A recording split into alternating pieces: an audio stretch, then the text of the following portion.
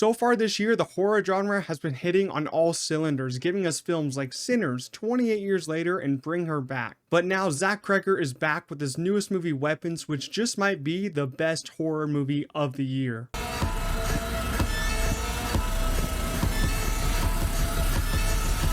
He's done it again, everyone. After making Barbarian, which was his directorial debut, Zach Cregger somehow outdid himself with his sophomore feature film, Weapons, which I just got home from seeing, and Lord have mercy, I was left speechless after it finished. It's an absolutely insane movie, and I loved it so much.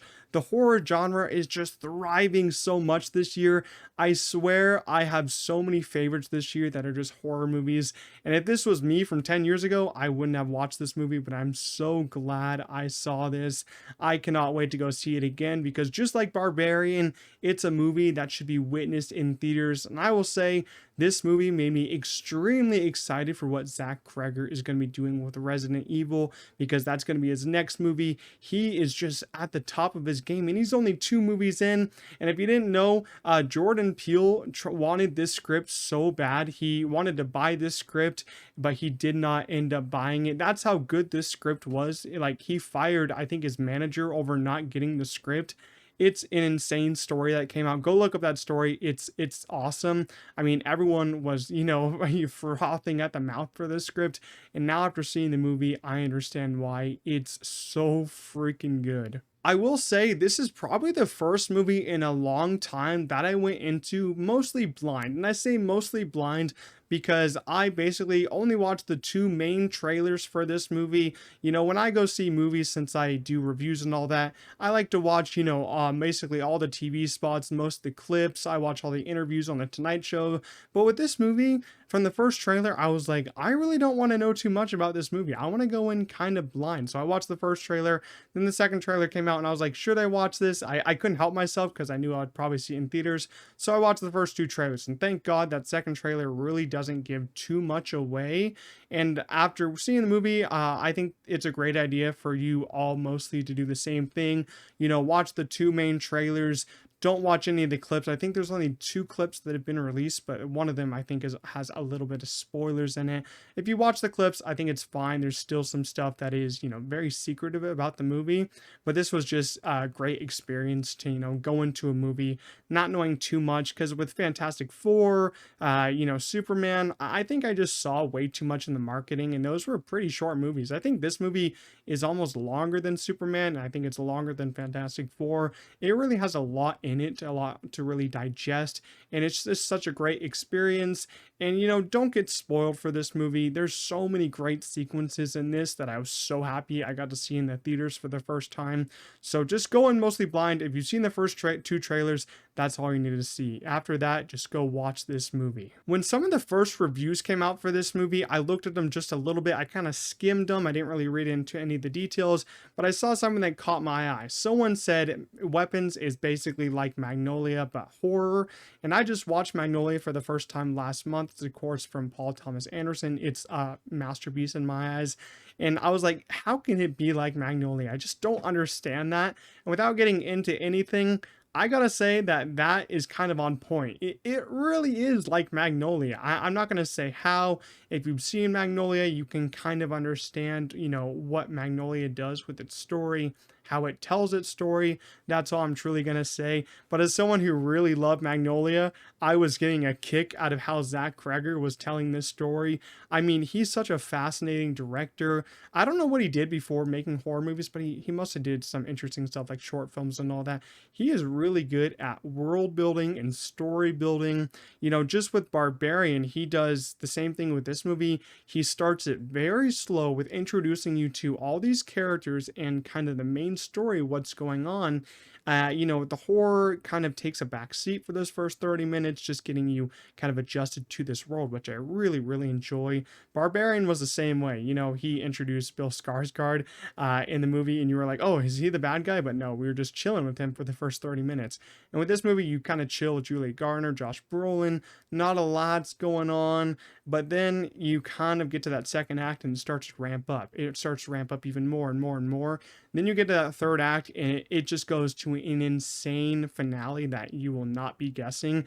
It is absolutely insane the amount of genres that Zach Cregger was able to put in this movie. It's clearly a genre bending movie. It's scary at times. It turns into a thriller. It's, a horror movie mainly, I would say. But there are some, scenes with a lot of funny moments. There's some comedy in here.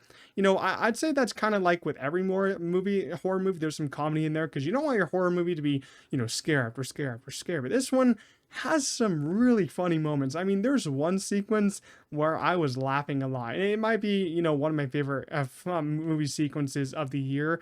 And it's not even a comedy movie. That's how funny it was to have this in a movie like this. Zach Cregger, I gotta give him props. He's so good at bending all these genres together at the same time. You're probably asking, just how scary is Weapons? And I'm going to say, I think it is pretty decently scary at times. There's a few jump scares that really got me. If you've seen Barbarian, there's a lot of jump scares in there that get me. I don't think any of the jump scares here are as, jumpy as the one in the tunnel from Barbarian, but there are a few when I'm like, oh my God, that was kind of crazy, especially with what shows up on screen. There's not, it's not like jump scare after jump scare every 5 minutes, but some of them are pretty good.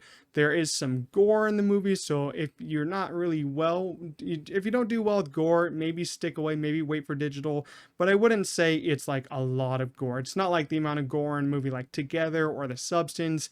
There's only a couple sequences of it. It's not really that scary in terms of, jump scares and all that, because there aren't as many of them as, Barbarian.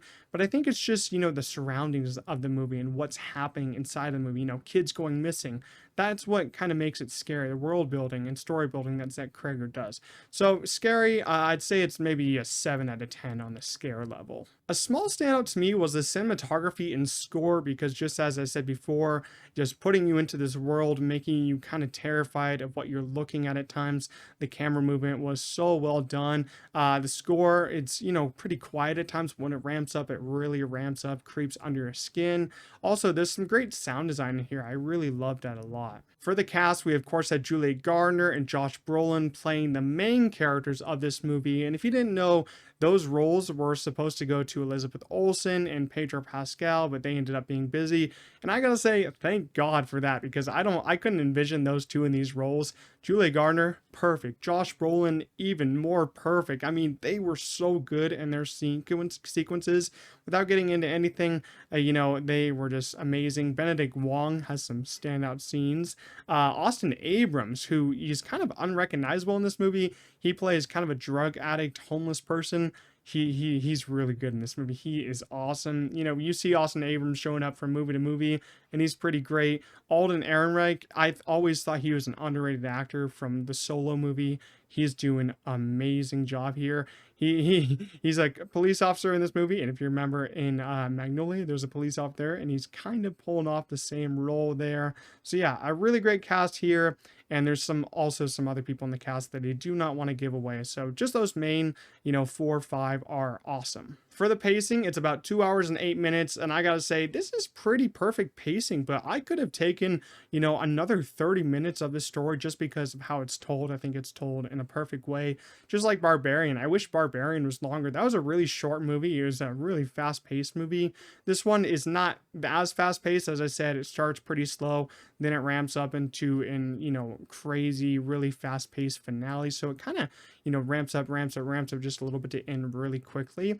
I do wish it was a little bit longer, but I think that the runtime will work for a lot of people. Overall, Weapons is easily the most insane movie that I've seen this year, and it might just now be in my top 5 favorites of 2025 so far. I just had a blast with this, but I can see how some people might not love it as much as me, because just like Barbarian, Zach Cregger does throw some large ideas around that might turn some people away. I was scared, I was laughing, I was literally going through all the emotions. I was just having an insane time with this one. Julia Garner, Josh Brolin, Alden Ehrenreich, and Austin Abrams are just all terrific in this movie. If you want to go support and want original movies, go see this in the theater, because I'm definitely going a couple more times, because this was just an insane and awesome experience. Weapons gets a strong 9 out of 10 on my first watch. It could go even higher. I hope you all enjoyed my review. If you did, make sure to leave a like, subscribe to the channel, as it does help me out a lot. And if you also saw weapons, leave your own thoughts down below in the comments. I'd love to discuss it with you. But that's going to be it for today's review. I'll see you all the next time. Peace out.